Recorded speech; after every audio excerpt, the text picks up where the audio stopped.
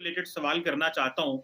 ये जो भारत की फ़ौज है, उन्होंने रिसेंटली एक नई आप समझ लें स्ट्रैटेजी इंट्रोड्यूस कराई है और वो ये कहते हैं कि हम पाकिस्तान के खिलाफ जो है वो प्यूनिटिव डेटरेंस इस्तेमाल करेंगे और चाइना के खिलाफ जो है क्रेडिबल डेटरेंस इस्तेमाल करेंगे। अगर फोर्सेस का कंपैरिजन करें तो कन्वेंशनल फोर्सेस में इंडिया को तकरीबन 3 गुना ज्यादा बढ़तरी हासिल है और हमारी एयरफोर्स में भी इसी तरह उनको गालिबन मेरे ख्याल है 4 या 5 गुना बढ़तरी हासिल है।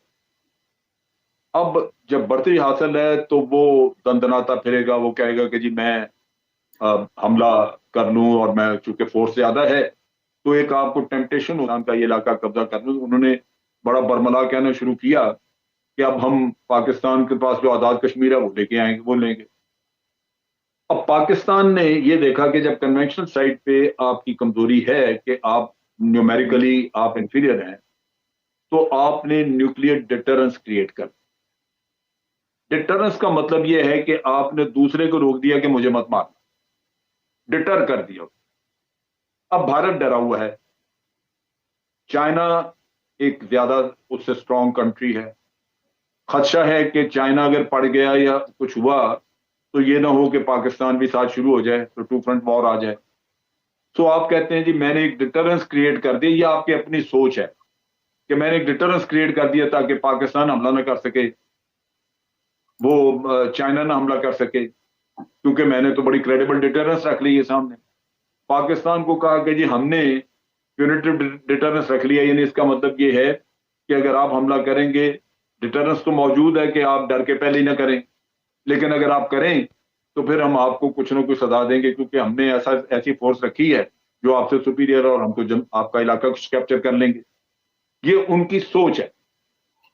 असल चीज जो है वो ये है कि भारत के पांव के नीचे से निकल गई जमीन और अब वो बढ़ के जो मारा करता था कि हम ये पकड़ लेंगे वो खत्म हो गई बात, वो भूल गए हैं। वो पहले तो उन्होंने आपके साथ एलओसी ठंडी की, ये अमन शमन का किस्सा किया और उनको उनके स्ट्रेटेजिशियंस कह रहे थे कि पाकिस्तान के साथ तुम कूल डाउन कर लो अपनी साइड। तो पाकिस्तान के साथ उन्होंने कूल डाउन करने का कुछ कोशिश की और जो बैक चैनल का फ्रॉड आप देखते हैं सुनते हैं वो भी चल रहा है।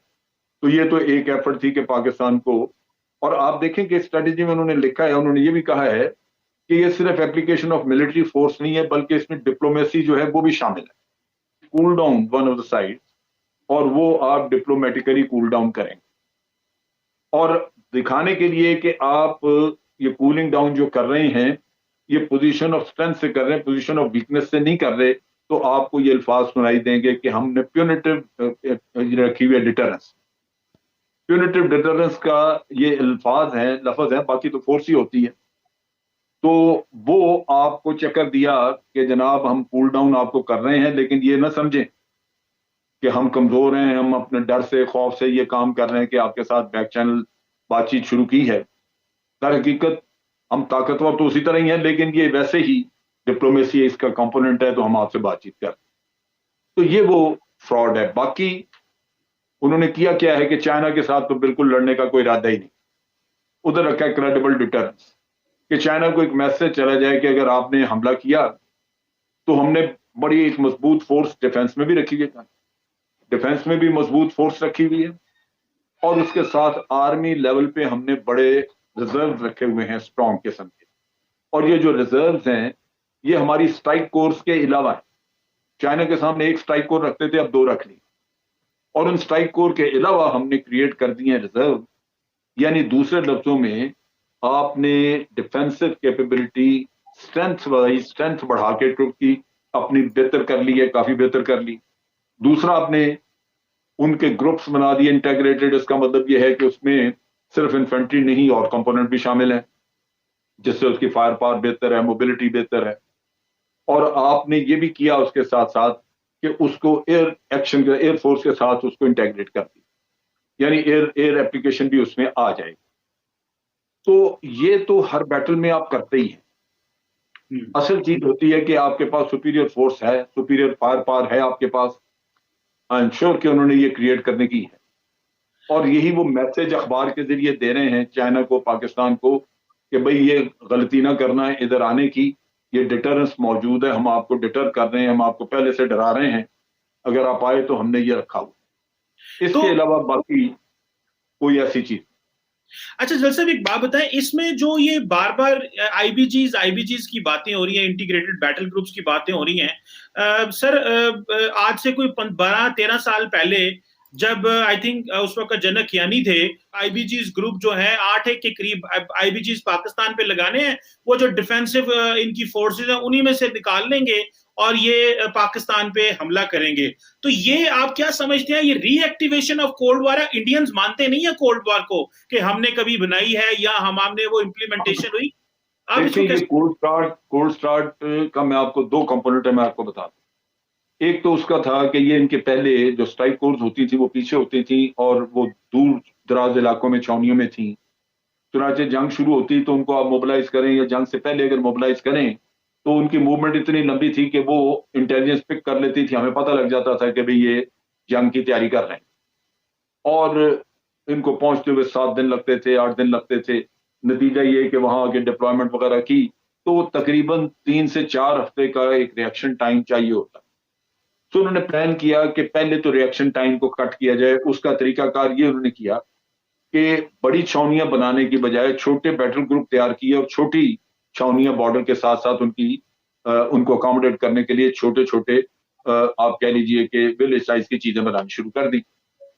अब वो उसको बनाते हुए वक्त लगना था, वो अब बन गए, बैटल ग्रुप भी बन गए। ये कोल्ड स्टार्ट का पहला कंपोनेंट है कि आपने रिएक्शन टाइम कम कर दिया। कबल इसके कि दुश्मन यानी हम पाकिस्तान की इंटेलिजेंस को पता लगे कि आप जंग के लिए तैयार हैं या आप आ रहे हैं, वो रिएक्शन टाइम आपने कम किया और अब आप बॉर्डर के इतने करीब हैं कि जिस दिन आपको कहा आप चंद घंटों में बॉर्डर पे पहुंच जाएंगे ऑर्डर मिलने के बाद। तो ये पहला कंपोनेंट।